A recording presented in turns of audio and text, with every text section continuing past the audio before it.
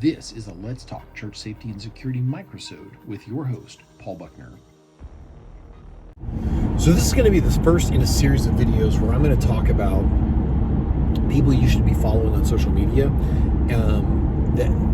The first in the series of videos, I'm going to be talking about resources that are largely either free resources or resources that have a nominal cost. So in this video, we're going to go way back to the granddaddy of most of them. We're going to briefly talk about Col Jeff Cooper, founded with some other folks, founded Gunsight, which is the granddaddy of all modern American firearms academies. And he's the man who gifted the world the 4 firearms laws.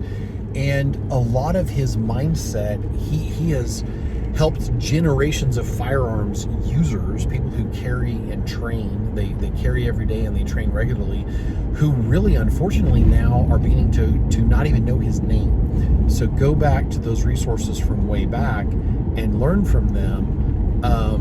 Col Jeff Cooper, I drink from that fountain whenever I can. And those of you who may not know me, civilian police chaplain in the American Midwest. I've got a long history in church safety and security.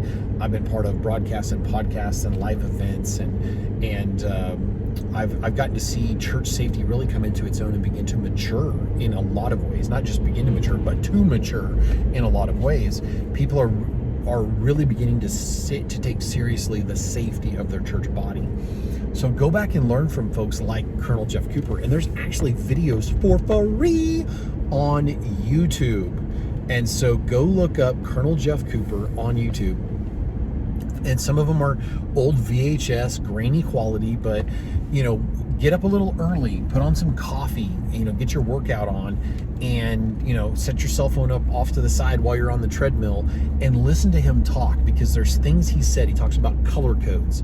He talks about different things that I quote regularly, and learn from Col Jeff Cooper. And when you're ready, start buying some of his books. A lot of them are out of print. We need to get that fixed, but a lot of them are out of print. And so you might have to spend a little bit of money on them, but you know what? You will never, in the moment, when your life is in danger, you will never in the moment regret one penny that you spent on training. Trust me.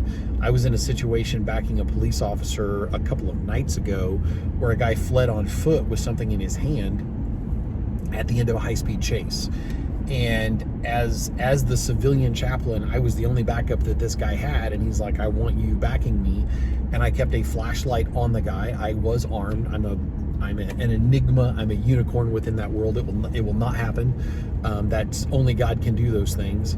And I'm now actually, as of the releasing of this video, I am going through the process of enrolling in the police academy. The Lord has brought me to a place I never thought I would have seen, which is I will wear a uniform of service to protect my community and my nation. And during that moment, I was very calm. I was more concerned about the officer than myself, was keeping a flashlight on the guy. And as I was keeping the flashlight on the guy, I was thinking about angles. I was aware of a potential for friendly fire. I was keeping an angle where I could have filleting fire, a crossfire on this guy where we wouldn't hurt each other, the officer and I. And I never let the guy, because he had run into a residential neighborhood where people were walking out their doors, and these people walking out their doors were standing in the door frame watching this guy run through there. Okay, do you want to be taken hostage? Do you want to become the hostage of a barricaded suspect who's screaming, I will kill them? No, step back inside and lock the door. But at no point during that moment did I regret a dime of the money I've spent, or a single moment of the time that I have spent training. Nothing. I've not regretted any of it. And I've even trained with a couple of instructors that I would never go back to. I've trained with a couple of guys that really needed to modernize, and I realized investing money in them is not a good idea.